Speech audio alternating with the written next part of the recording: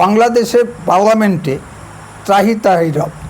পার্লামেন্টের মাননীয় এবং মাননীয়া সংসদ সদস্যগণ পশ্চিমবঙ্গের মাননীয় মুখ্যমন্ত্রী শুভেন্দু অধিকারীকে নিয়ে ব্যাপক চর্চা হয়েছে।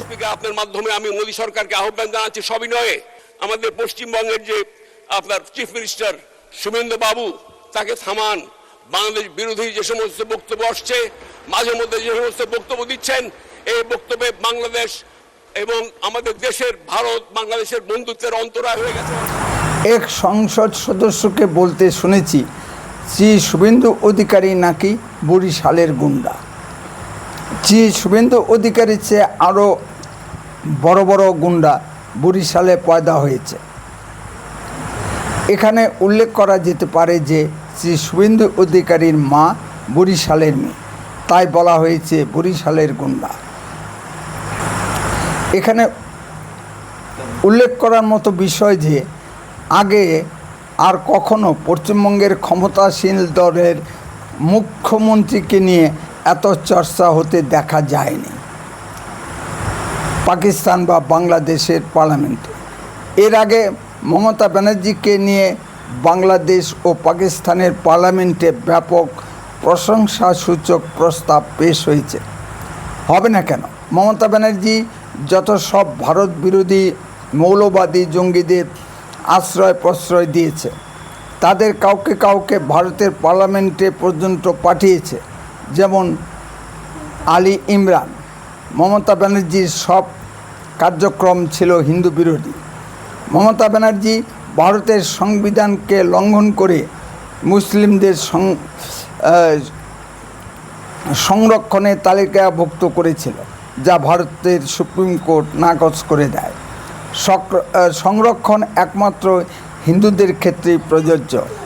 এই সকল কাজ করে ভারত উপমহাদেশে এক শ্রেণী মুসলিমদের নয়নের মণি হয়ে উঠেছিল মমতা ব্যানার্জি।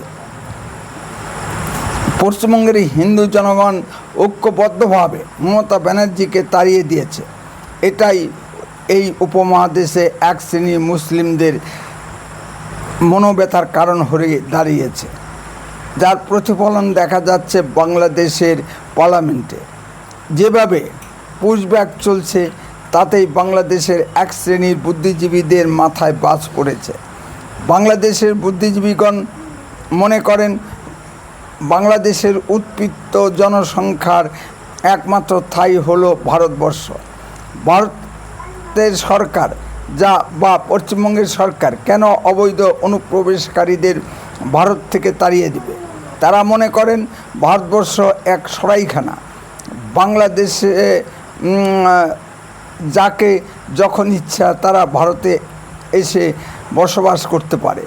কোনো ভারতীয় পাসপোর্ট ভিসা ছাড়া বাংলাদেশে যায় না, কিন্তু বাংলাদেশের অগণিত জনসাধারণ বিনা পাসপোর্ট ভিসায় ভারতে চলে আসে উন্মুক্ত সীমান্ত অতিক্রম করে। শুধু তাই নয়, যারা চিকিৎসার জন্য ভারতে আসেন তাদের 80% বিনা পাসপোর্ট ভিসায় ভারতে আসেন, দিব্যি ভারতীয় চিকিৎসা পরিষেবা নিয়ে বাংলাদেশে ফিরে যায়। অবৈধভাবে ভারতে ঢোকার মদত দেয় স্থানীয় মসজিদগুলি।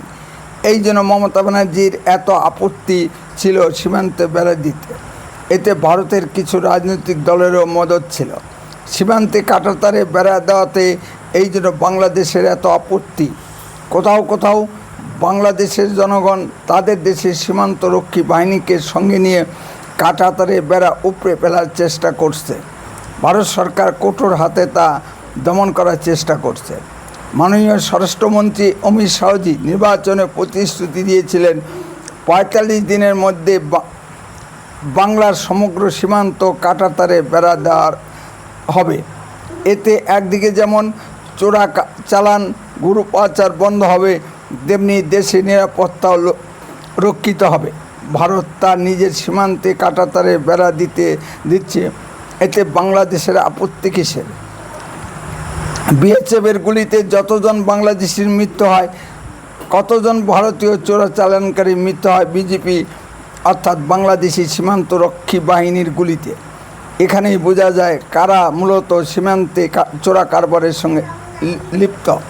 ভারত থেকে বৈধ পথে যত মাল বাংলাদেশে যায় তার চেয়ে 4-5 গুণ বেশি মাল চোরাই পথে বাংলাদেশে যায়। সুতরাং পশ্চিমবঙ্গের মুখ্যমন্ত্রী শ্রী শুভেন্দু অধিকারীর উপর বাংলাদেশের রাগ হবে, এটাই স্বাভাবিক। এতদিন পশ্চিমবঙ্গে ভারত বিরোধী বিজাতীয় সরকার ছিল, এখন পশ্চিমবঙ্গে শ্রী শুভেন্দু অধিকারীর নেতৃত্বে জাতীয়তাবাদী সরকার গঠিত হয়েছে। শ্রী শুভেন্দু অধিকারী ক্ষমতায় বসেই চোরা কারবার, গরু পাচার মূলত বন্ধ করে দিয়েছেন। এখন বাংলাদেশিরা মজা করে ভারতীয় গরুর মাংস খেতে পারছে না, সুতরাং রাগ হবারই কথা।